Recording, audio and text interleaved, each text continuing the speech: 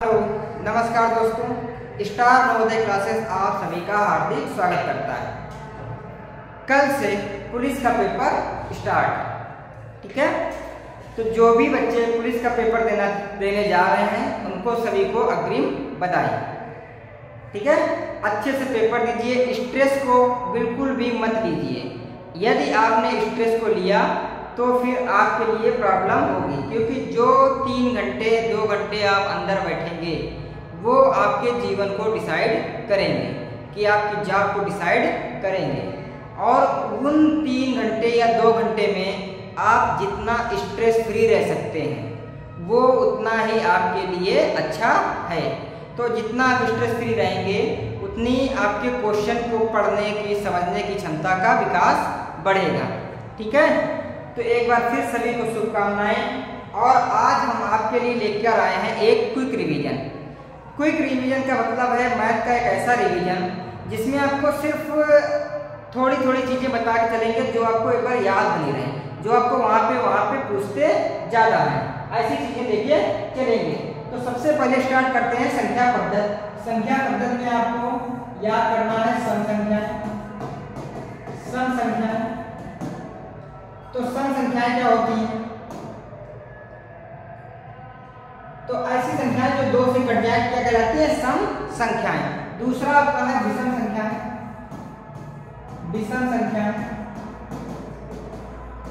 तो ऐसी संख्याएं जो 2 से कटे नहीं, विषम संख्याएं कहलाती हैं। तीसरा है आपका अभाज्य संख्याएं।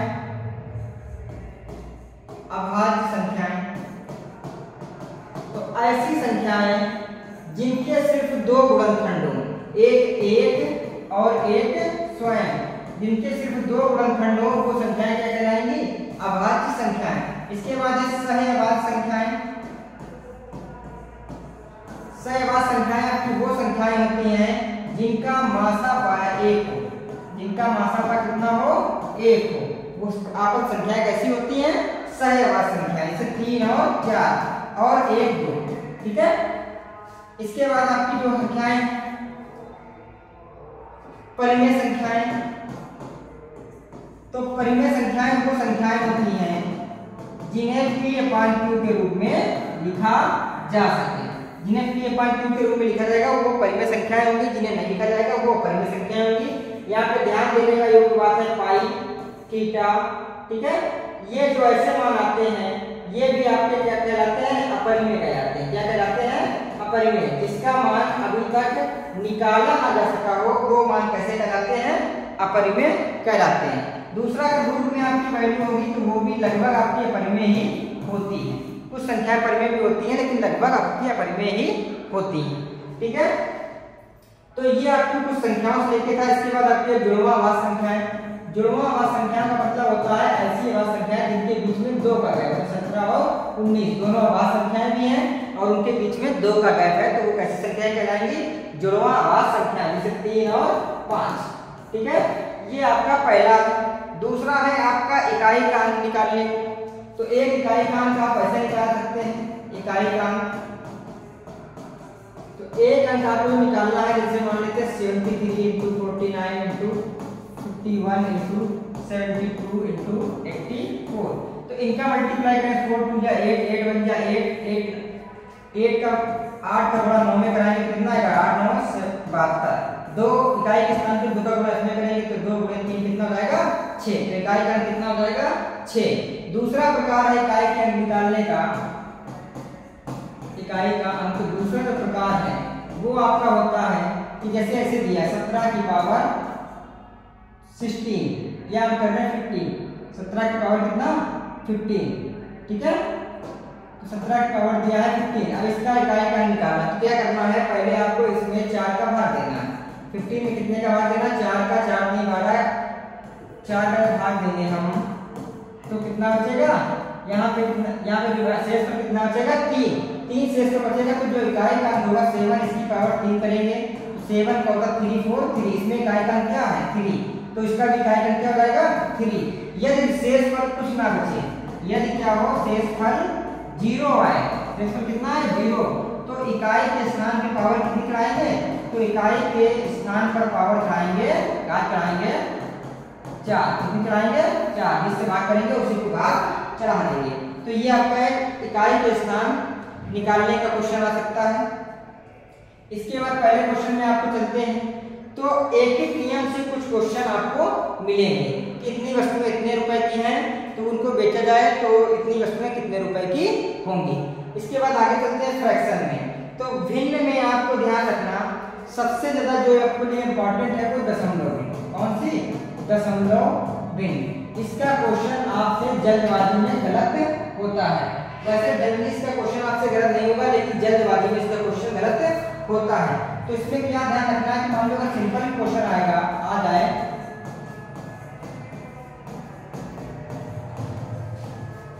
ठीक है, ऐसा सिंपल क्वेश्चन है तो आप एक चीज ध्यान रखना कि दशमलव के सामने दशमलव लिखना है और संख्याएं वैसी लिखनी है।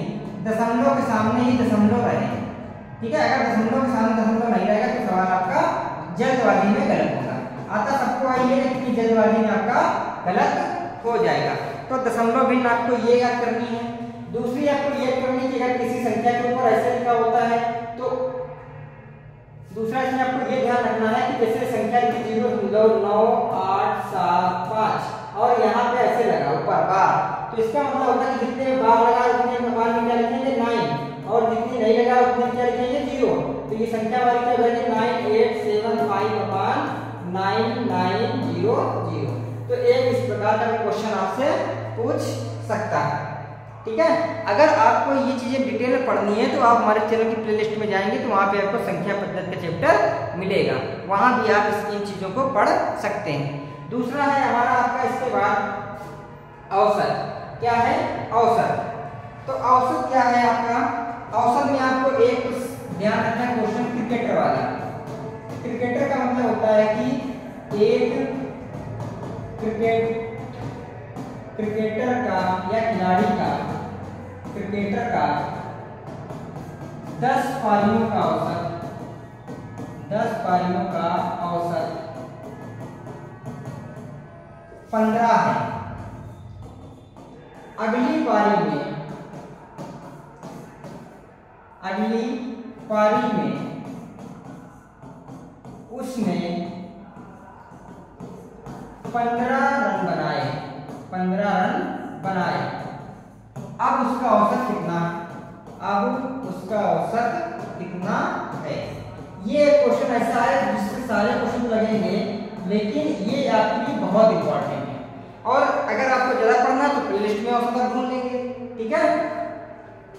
तो अब इसमें क्या करेंगे कि पहले 10 पारियों का औसत कितना है 15, तो 15 गुणे 10 कितना हो गया 150, ठीक है। अब पारियां हो गई 11 पारियां हो गई, ठीक है। औसत 15 पहले से था और इसमें 15 और अगली पारी 15 कितना और बना लिया उसने। जब 15 और बना लिया तो कितने हो गए अगली पारी बनाए में? तो अगली पारी 150 ये और 15 ये कितने हो गए 165। लेकिन ये कितनी पारी बनाए 11 से काटें 11 का 55, फिर भी औसत कितना रहेगा 15। अब 15 से कम रन बनाता तो औसत कम हो जाता, 15 ज्यादा रन बनाता तो औसत बढ़ जाता। इस प्रकार का एक क्वेश्चन आएगा, चाहे वो कक्षा में विद्यार्थियों से संबंधित, उनके वजन संबंधित आए या खिलाड़ियों से संबंधित आए या फिर आपकी उनकी आयु से संबंधित आए, तो औसत का एक क्वेश्चन आपको इसी से मिलेगा। और ज्यादा डिटेल में आप पढ़ने के लिए हमारे चैनल पे प्लेलिस्ट में जा सकते हैं, ठीक है। इसके बाद है आपका प्रतिशत। क्या है? प्रतिशत। प्रतिशत आपको चैनल पर डिटेल में पढ़ाया गया है, लेकिन यहाँ पर भी आप उसके बारे में जानकारी आपको होनी चाहिए। तो प्रतिशत का मतलब होता है कि किसी वस्तु को 100 में मापना। क्या कहलाएगा? प्रतिशत। किसी भी वस्तु को अगर हम 100 में मापते हैं तो उसे क्या कहते हैं? प्रतिशत। क्या कहते हैं? प्रतिशत, ठीक है। तो जैसे बोले कि 40 का 30% कितना होगा? 40 का 30% कितना होगा? तो क्या करेंगे 40 गुणे 30/100 तो कितना हो जाएगा 12, ठीक है। ये एक ऐसे क्वेश्चन आता है। एक क्वेश्चन आता है कि 75 रुपए 150 का कितने प्रतिशत? 150 का कितने प्रतिशत? तो दूसरा क्वेश्चन आपका ऐसे कराता है कितने प्रतिशत, क्या करेंगे 75 बटे 150 गुणे 100। 75 एकम 75, 70 गुना 50, कितने प्रतिशत? 50। हमने आपको बताया था कि जिसकी वैल्यू दी होगी उसे हमेशा नीचे रखते हैं। प्रतिशत का एकमात्र वही होता है कि जिसकी वैल्यू दी है उसे कहाँ रखेंगे? नीचे, और जिसकी वैल्यू निकाली है उसे कहाँ रखेंगे? ऊपर। ठीक है, इसके बाद चलते हैं प्रतिशत का दूसरा क्वेश्चन, लाभ और हानि। तो लाभ हानि हमने आपको पढ़ाई हुई है, इसी में आपको ध्यान रखना है। इसको भी हम प्रतिशत से लगा सकते हैं कि जिसकी वैल्यू दी है उसे नीचे और जिसकी वैल्यू निकालनी है उसे ऊपर। एग्जाम्पल के तौर पर देखते हैं, एक वस्तु को 20% लाभ पर 1200 में बेचा गया, 1200 में बेचा गया। यदि वस्तु को 30% लाभ पर बेचना हो, 30% लाभ पर बेचना हो तो विक्रय मूल्य होगा, तो विक्रय मूल्य होगा। अब जैसे आपने इसको पढ़ा होगा तो वो आपने देखा होगा कि पहले से आप क्रय मूल्य निकालेंगे, फिर उसका विक्रय मूल्य निकालेंगे, तो वो दो तरीके से। लेकिन अगर हम इसको प्रतिशत से लगा दें कि जिसकी वैल्यू दी उसको नीचे, ये 20% लाभ पर बेचा गया तो 100 की पहले से थी, 20% का लाभ हुआ तो कितनी हो गई? 120। 120% पे बेची गई और कितने रुपए बेची गई? 12। तो 120 बराबर 1200।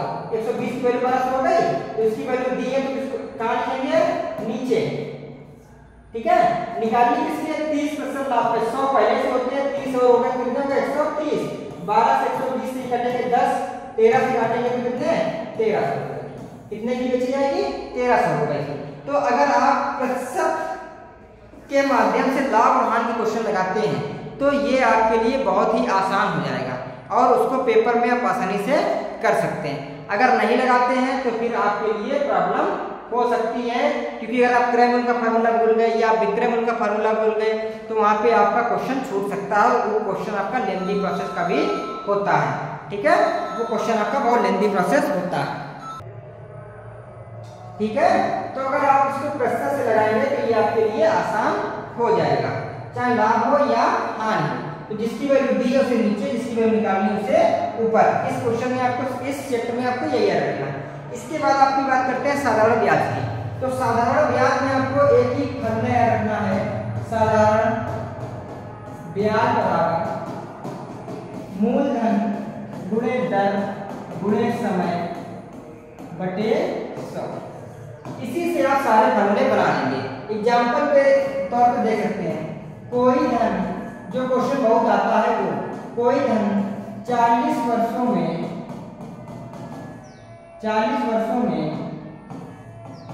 स्वयं का 5 गुना हो जाता है, स्वयं का 5 गुना हो जाता है। ब्याज की दर ज्ञात कीजिए। क्या ज्ञात करना है? ब्याज की दर ज्ञात कीजिए।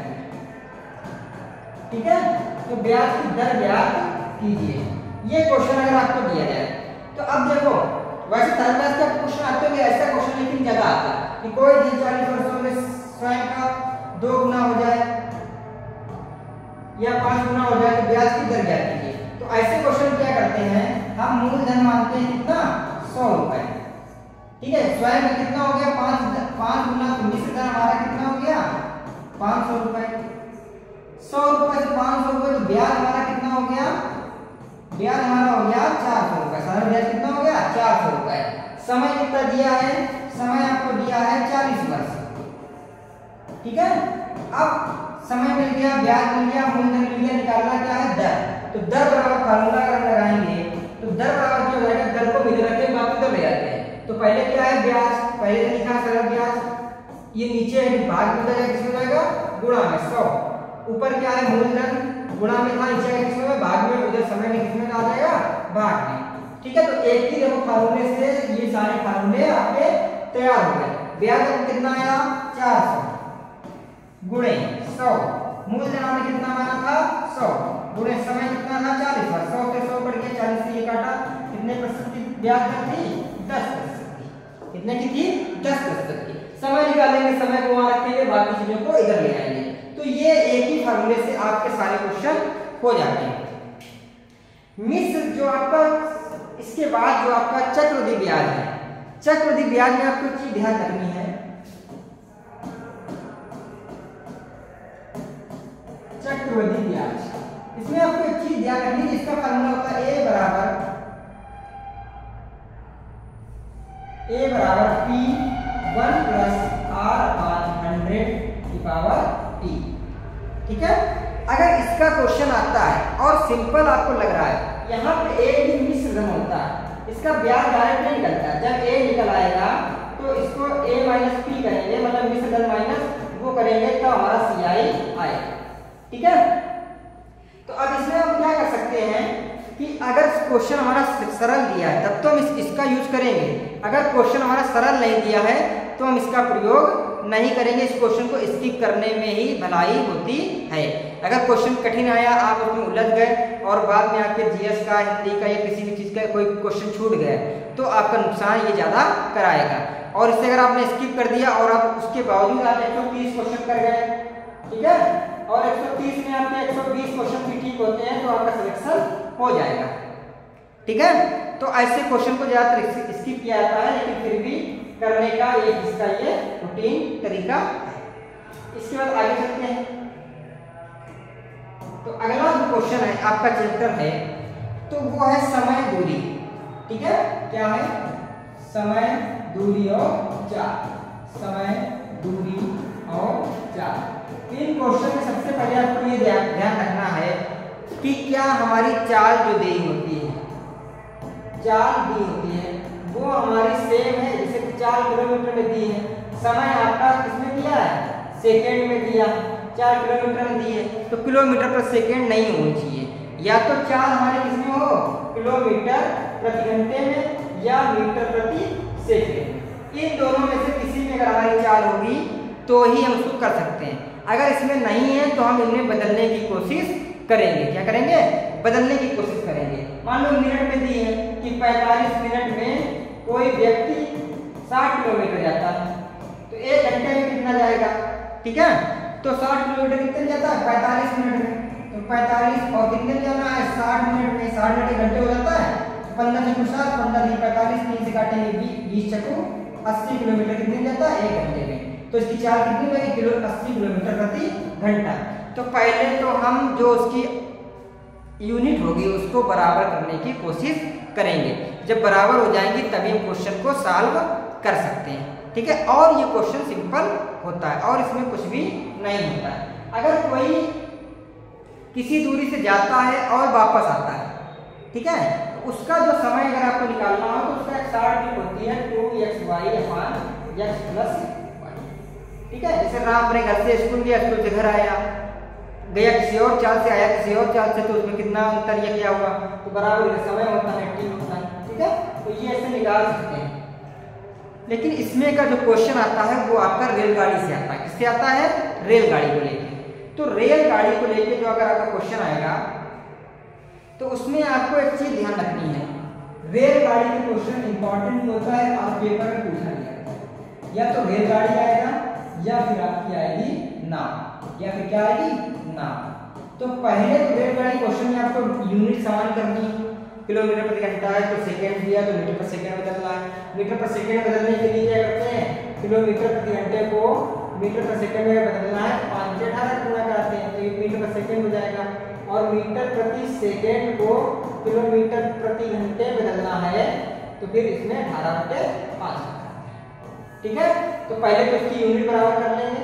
ठीक है, जब उसकी यूनिट बराबर हो जाएगी तब उसमें आपको 2-3 चीज ध्यान रखनी है कि यदि ट्रेन एक ही दिशा में चल रही है, क्या हो जाएगी?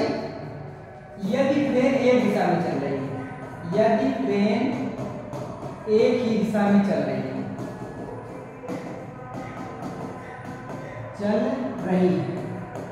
तो चालें घटेगी। तो क्या होगा? तो चाल आपस में घटेगी, आपस में घटेगी। ठीक है, एक दिशा में जा रही है, विपरीत दिशा में जाने पर क्या होगा? विपरीत दिशा में जाने पर चालें जुड़ेंगी, विपरीत दिशा में चाल जुड़ती है। ठीक है, विपरीत दिशा में क्या होता है, चाल जुड़ती है।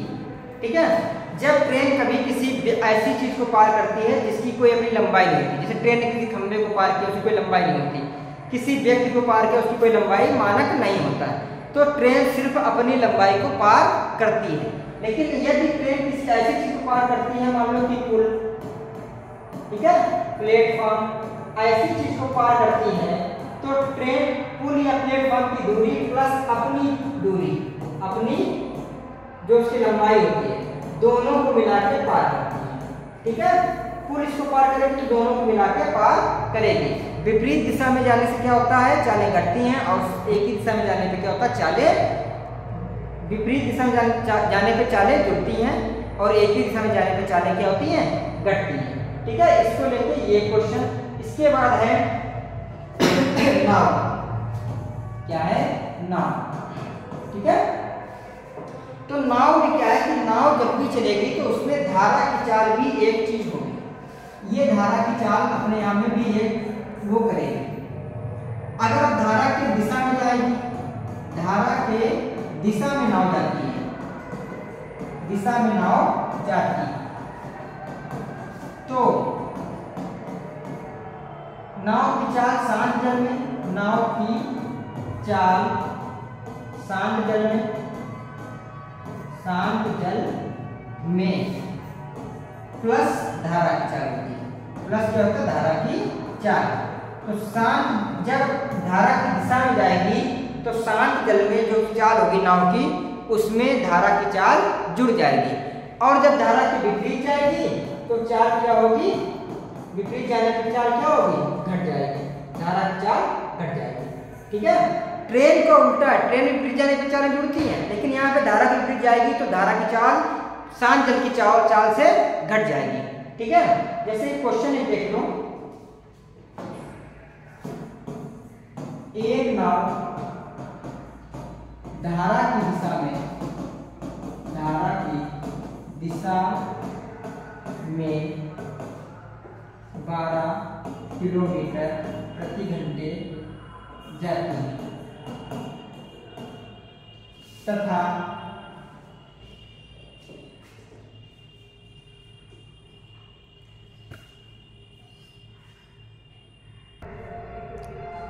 ठीक है, तो एक नाव का सवाल ले लेते हैं।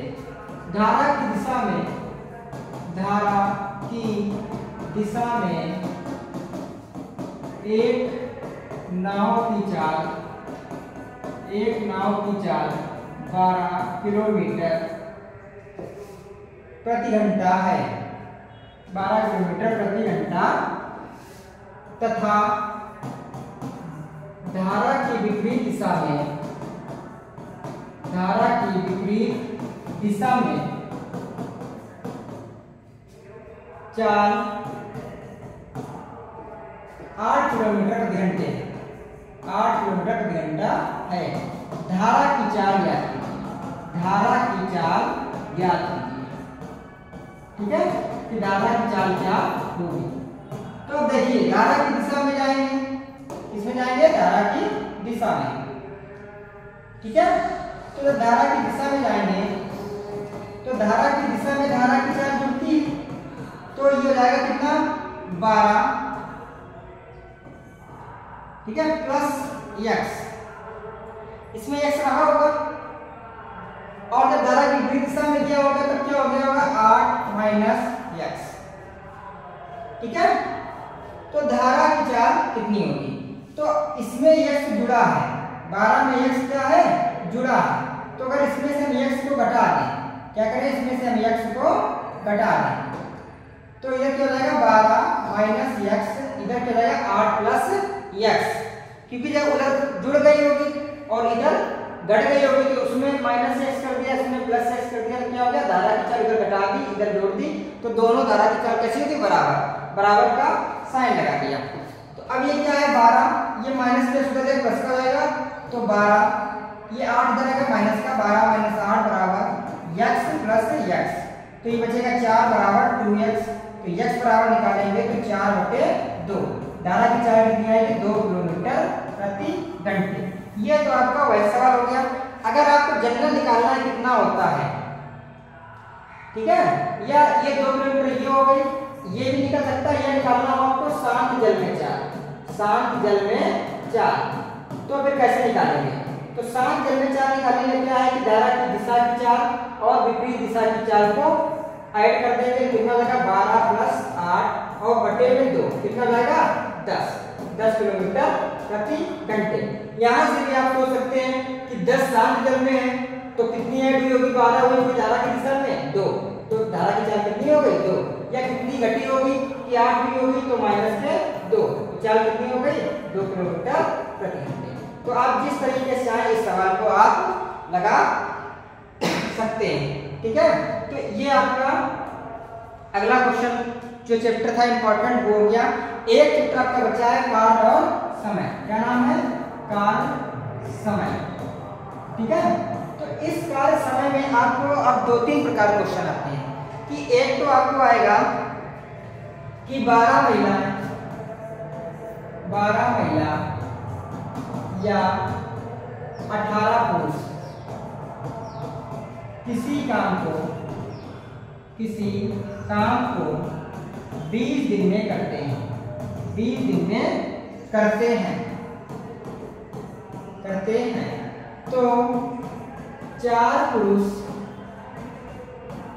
और 4 महिलाएं उसे कितने दिन में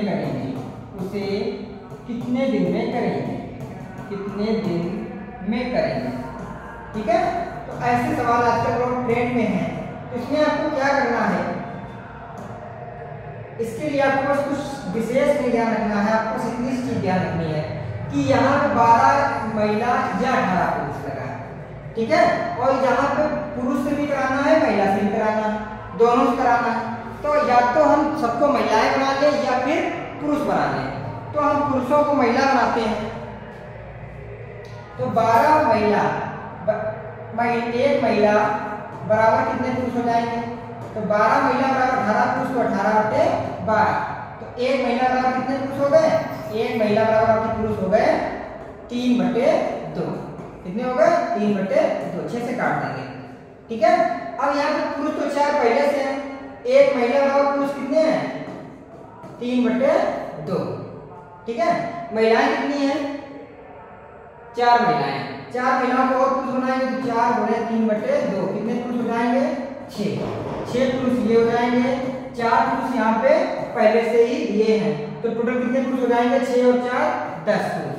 आपको कहेगा 10 पुरुष कितने दिन में काम करेंगे, तो यहाँ पे 18 पुरुष कितने दिन करते थे 20 दिन में, तो 18 गुणे 20 कितने पुरुष का आ गया, 10 पुरुष कितने दिन करेंगे, तो 10 दूनी 20, 18 दूनी 36 दिन में, कितने दिन करेंगे 36 दिन में, समझ गए। तो जब ऐसा क्वेश्चन आए तो पहले उनको महिलाएं या पुरुष को या लड़कों को महिला या पुरुष में चेंज करना है, फिर जो हमने बनाया है, हमने पुरुष बनाए थे, तो हम काम भी किसका लेंगे पुरुषों का, पुरुष कितने दिन में काम करते हैं, ठीक है। अगर आपने महिलाओं से कर दिया तो आपका क्वेश्चन गलत हो जाएगा, ठीक है। जो बनाएंगे उसी की काम देखते कि वो काम कितने दिन में करता है, ठीक है। और दूसरा जो आपका क्वेश्चन आता है वो आपका आता है 520 से कि एक नल किसी टंकी को 12 घंटे तथा B 18 घंटे में भरता है, B 18 घंटे में भरता है, और C नल उसे 6 घंटे में खाली करता है, 6 घंटे में खाली करता है। तो यदि टंकी पूरी खाली हो, यदि टंकी पूरी खाली हो तो कितनी देर में टंकी भरेगी, कितनी देर में टंकी भरेगी, ठीक है। ऐसा क्वेश्चन अगर दिया जाए 6 की जगह 24 भी कर सकते हैं, 6 दिया ना, यहाँ पे कर सकते हैं 24, कितना कर लिया 24, ठीक है। तो जब आपको ऐसा क्वेश्चन मिले तो ये क्वेश्चन करने के लिए अब क्या है कि ए, बी और सी लिखेंगे। ए 12 घंटे में भरता है, बी 18 घंटे में भरता है, सी 24 घंटे में खाली करता है, मतलब माइनस का। जो खाली करेगा वो किसका? माइनस का। जो भरेगा वो किसका? प्लस का। इन सबका एलसीएम लेंगे तो इनका एलसीएम आएगा आपका 72। तो ये 1 घंटे में 6 भरेंगे, ये घंटे में 4 भरेंगे और ये घंटे में क्या करेंगे? 3 खाली कर देंगे। 3 क्या कर देंगे? खाली कर देंगे। अब वो कहेगा टंकी कितनी है, टंकी की धारता कितनी आई? 72। कहेगा टंकी कितनी देर में भरेगी?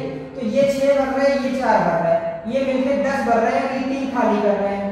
तो कितने भरेंगे? तो 1 घंटे में भरेंगे तो साथ ही 72/7 जो आएगा वो आपका आंसर हो जाएगा। ठीक है, तो ये एक प्रकार का क्वेश्चन आपके और बहुत विशेष चर्चा में रहता है। ठीक है, तो ये आपका क्विक रिवीजन था जो पूरी लगभग अर्थमेटिक का था और जो पुलिस में आने की संभावना बहुत ज्यादा है। और दूसरा जो एडवांस मैथ आपकी है उसका वीडियो आपको प्लेलिस्ट में आपको मिल जाएगा, उसका भी क्विक रिवीजन हो चुका है। ठीक है, तो पेपर देने से पहले आप इन वीडियो को देख लें, समझ लें, एक बार अपनी चीज़ों को रिकॉल कर लें।